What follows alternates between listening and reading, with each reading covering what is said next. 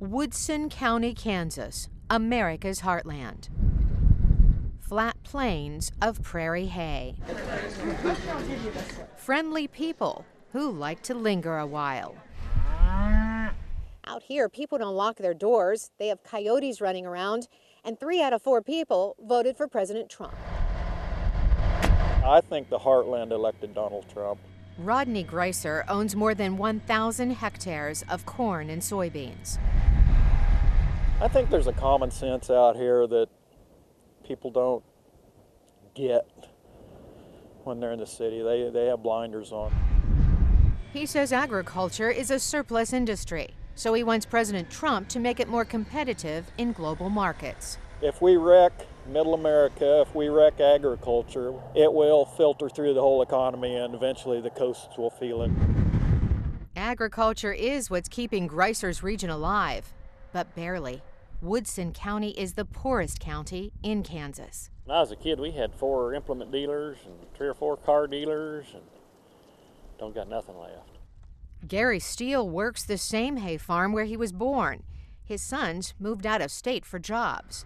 He says the market for hay has dried up, same for corn. Our input cost is awful high compared to the price we get out of stuff. Steele's putting his hope in Trump. So far, so good. He's pissed everybody off. That's a good sign. Inside the Feed Bunk restaurant, a rare find, a table of mostly Democrats celebrating an 81st birthday. Willina Tressler didn't vote for Trump, but she has some advice for him. Shut up. Sit down and listen to advisors around him. That'd be to start with. Democrat or Republican, these Kansans have the same American dream. Bring jobs back and profits to the farms, and our kids will come home. Carolyn Presutti, VOA News in Woodson County, Kansas. A store closed, a life career gone. Working 12 to 14 hours every day, doing whatever you have to pay the bills and make it work. Bobby closed his Kansas furniture store after he couldn't pay thousands of dollars for health insurance for him and his employees. This was my dream, and it disappeared in a few years. Bobby now spends a lot of time at home. How are you guys doing? He's unemployed. Come see Bella. And gets his health insurance through the Affordable Care Act, or ACA, passed under President Barack Obama. It's keeping him alive. My prescription cost is about $2,500 a month to get filled. Bobby worries that replacement plans proposed by Congress will end the program or remove its prescription coverage or the mandate to cover pre-existing conditions. Obama has said that his health care plan is not perfect. It could use some changes, but not do away with it. How many do I have today? Dr. Donna Sweet's specialty is HIV care. She's a legend, working in the field since AIDS was discovered. She says ending the ACA would take the disease back decades. Especially if we lose ACA, it's right back to people dying if they can't get their medicines. Dr. Sweet says that would lead to a public health disaster. There's a 96% reduction in transmission when the person who's infected is on medicine. The ACA has had its problems. Mercy Medical Center in Independence, Kansas used to look like this. Now half of it is torn down. The hospital closed because of financial issues, in part because of the ACA's low reimbursement rate. But Mercy isn't alone. 80 rural hospitals have closed since 2010. That's the year the Affordable Care Act went into effect. What we're looking for... Dr. Greg Hennon runs a mental health clinic 5 minutes away. I don't see a hospital ever coming back to Independence, Kansas. Without nearby hospitals, ACA patients must rely on specific clinics, which are difficult to find in some rural areas. Cindy Williams' husband lost his job a year ago. She hopes Congress keeps the Affordable Care Act affordable. We've saved money over the years, so we have a little backup, but a lot of people don't have that little backup. 20 million Americans are covered by the ACA. Its repeal is a priority of the new administration, but coming up with a replacement may take a while. In Kansas, Carolyn Presutti, VOA News. Taxi!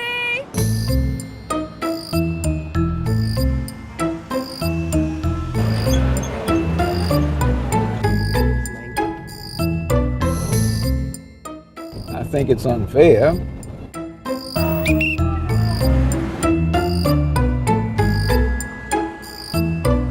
It's okay to stop the terrorists, but not like this way. United States didn't ban everybody. They're banning bad people.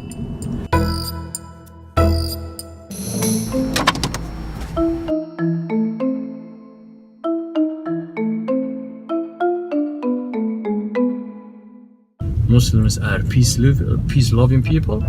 They are not a terrorist. Meter off.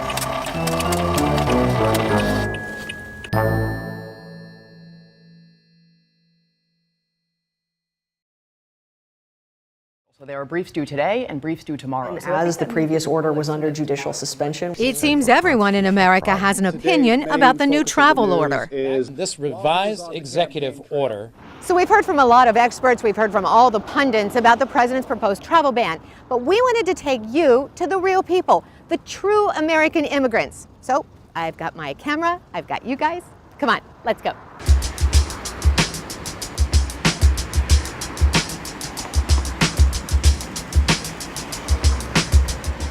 Most Washington cabbies are from elsewhere. My name is Lama Safa. I came from Ethiopia. My name is Mengis Gabre. I'm from Eritrea. I'm from Pakistan. 6,000 drivers cruise the nation's capital. To the White House, please. Somalia is supposed to be American allies. Abdi Hassan is from Somalia. The 90-day travel ban affects his country and 5 others. To say someone coming from the airport, oh, you are Muslim, go this side. Oh, you are black, go this side. Or you are from Somalia or Sudan, go this side. It makes the whole country look bad. Okay, you're saying we're going... Liaquat Hussein came to the U.S. in 1967. He agrees with the extra security measures to prevent terrorism. So it's not mean all Muslim is bad. And United States didn't ban everybody. They're banning bad people. Can we go around the corner to the Washington Monument? The taxi drivers expressed the most sympathy for the Syrian refugees. The new order bars their arrivals until July. Hebtam Talan came from Ethiopia 15 years ago. I was a refugee once. America is the one who rescued me. Nebiat Teki of Eritrea is raising 2 teenagers in the U.S. You can't have a good security to stop like those people. But like from Syria, people, they are children. To the Capitol? These cabbies are not in charge of U.S. policy, but they share their opinions as they drive many legislators and White House officials along the D.C. streets. As they say, what's there to do in a taxi but talk? Meter off. Carolyn Presutti, VOA News, Washington.